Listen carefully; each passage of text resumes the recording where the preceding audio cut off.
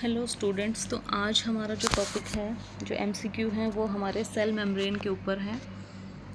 सो यहाँ पे जो first question is what is the membrane composed of, कि सेल मेम्ब्रेन किससे बनी हुई होती है। तो हमारी जो सेल मेम्ब्रेन होती है ये बनी हुई होती है, ऑप्शन ए है यहाँ पे phospholipid bilayer with many other organic compound, option B long amino acid chains, C just a phospholipid bilayer, या फिर option D cytosol and eukaryotes. तो it is composed of phospholipid bilayer, so option A will be correct here. Next question है that only certain things may enter or exit the cell whereas others are not permitted to cross the cell membrane is the best definition for what, कि जो हमारी cell membrane होती है उसमें से कुछ चीज़ें बाहर जा सकती हैं, कुछ आ सकती हैं, बट सभी चीज़ें जो हैं वो फ्रीली मूव नहीं कर सकती हैं। तो इस टाइप का जो ट्रांसपोर्ट होता है उसको हम बोलते हैं कि हमारी जो मेम्ब्रेन होती है वो क्या होती है, सेलेक्टिवली परमिएबल होती हैं। तो यहाँ पे जो आंसर होगा वो होगा सी आंसर। ठीक है, नेक्स्ट क्वेश्चन है what is the polar head of a phospholipid made up of, कि जो पोलर हेड होता है फॉस्फोलिपिड का वो किसका बना हुआ होता है, तो ग्लिसरॉल का बना हुआ होता है। और जो टेल रीजन होता है, इस तरीके से जो हेड वाला जो रीजन होता है ये ग्लिसरॉल का बना होता है, और जो टेल वाला जो रीजन होता है ये फैटी एसिड चेन्स का बना हुआ होता है। तो हेड जो होता है वो पोलर होता है। तो यहाँ पे जो आंसर होगा that will be answer C, glycerol का बना हुआ होगा। फोर्थ क्वेश्चन है कि the specific structure of the cell membrane depends on the function of the cell, certain cells do not need what is needed to other, कि सभी cell जो होती हैं उनका फंक्शन अलग अलग होता है। ठीक है, तो यहाँ पे क्या होता है कि जो फॉस्फोलिपिड होता है वो तो सभी सेल्स में सेम होता है, बट जो प्रोटीन का जो टाइप और उसका जो डिस्ट्रीब्यूशन होता है वो अलग अलग सेल में अलग अलग होगा। ओके, तो यहाँ पे ऑप्शन क्या हो जाएगा, सी ऑप्शन करेक्ट होगा, प्रोटीन्स। ओके, क्योंकि वहाँ पे वो उसके फंक्शन और सेल के स्ट्रक्चर और उसके टाइप के अकॉर्डिंग डिसाइड होता है कि वहाँ पे कौन सा प्रोटीन ज़्यादा होगा, कौन सा प्रोटीन कम होगा।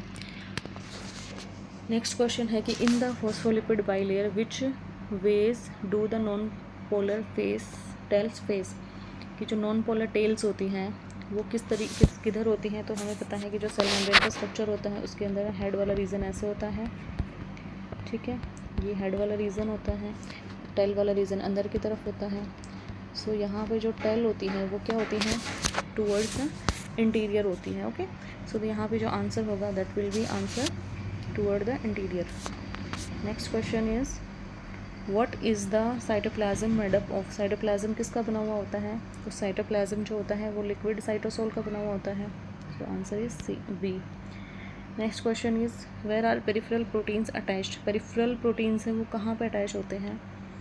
तो पेरिफेरल प्रोटीन्स हैं तो नाम से पता चल रहा है कि पेरिफेरल तो पेरिफेरी पे ही होंगे, तो ये होते हैं the surface of the cell membrane की सरफेस पे प्रेजेंट होते हैं। Next question is proteins are not embedded in the cell membrane, ऐसा थोड़ी ना होता है, फॉल्स है ना ये, क्योंकि इंटीग्रल प्रोटीन्स तो इम्बेडेड ही होते हैं, पेरिफेरल प्रोटीन्स पेरिफेरी पे प्रेजेंट होते हैं, और जो इंटीग्रल प्रोटीन्स होते हैं वो इम्बेडेड होते हैं सेल मेम्ब्रेन के अंदर, जो कि कैरियर प्रोटीन का काम करते हैं। ठीक है, नेक्स्ट क्वेश्चन है इंटीग्रल और transmembrane proteins include what structures, क्या होता है उसके अंदर, जैसा अभी मैंने बोला था कि प्रोटीन चैनल्स और कैरियर प्रोटीन्स बनाते हैं ये। ओके, सो क्या होते हैं ये, protein channels and carrier proteins का फॉर्मेशन करते हैं। Next question is what organic compound is often attached to integral proteins, कि जो इंटीग्रल प्रोटीन्स होते हैं उनसे क्या अटैच्ड होते हैं।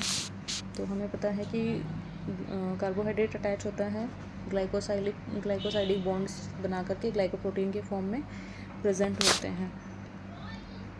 Next question is what is the main purpose of a cell, cell का मेन पर्पज़ क्या होता है, टू मेंटेन द होम्योस्टेसिस को मेंटेन करके रखना है, वरना तो सेल सर्वाइव नहीं कर पाएगी।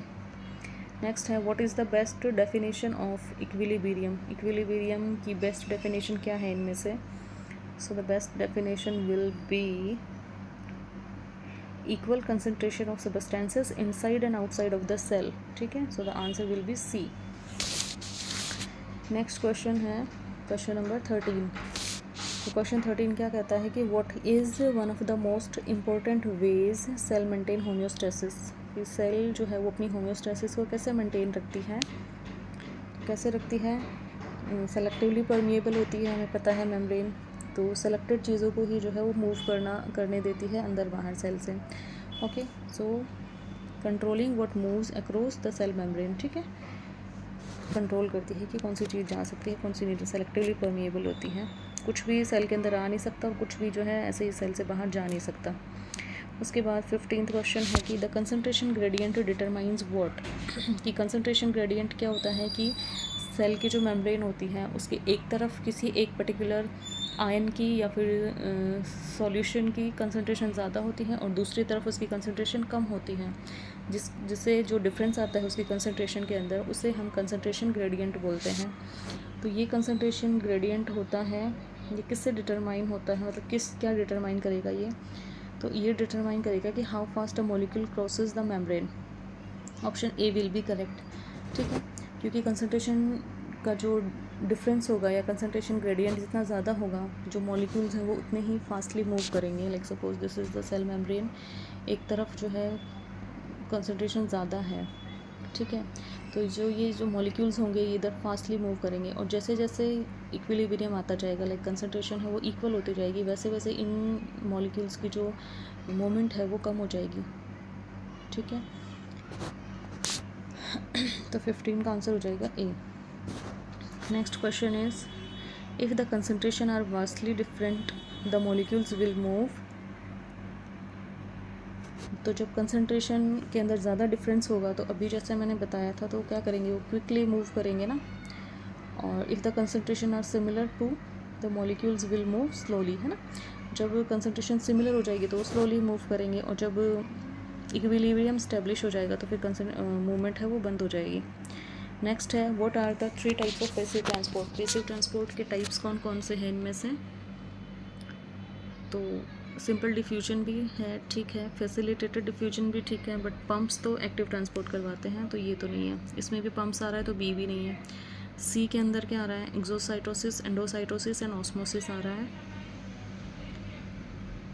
तो इसमें से जो एक्सोसाइटोसिस, ऑस्मोसिस तो ठीक है, बट ये दोनों एक्टिव ट्रांसपोर्ट हैं, तो यहाँ पे आपका जो ऑप्शन होगा वो होगा D, simple diffusion, facilitated diffusion and osmosis, ये तीनों क्या है, पैसिव डिफ्यूजन के एग्जांपल्स हैं।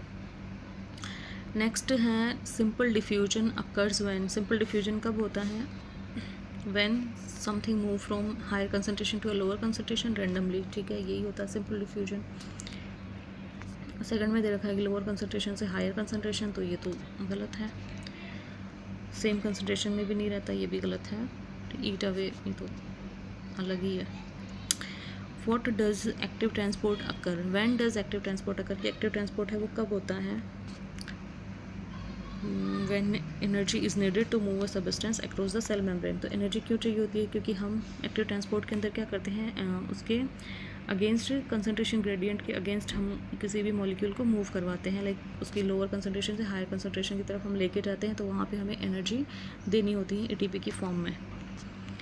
सो ये हमारे 20 क्वेश्चंस थे जो हमने कर लिए हैं। नेक्स्ट पार्ट में हम इसके रिमेनिंग क्वेश्चंस और हैं वो और करेंगे।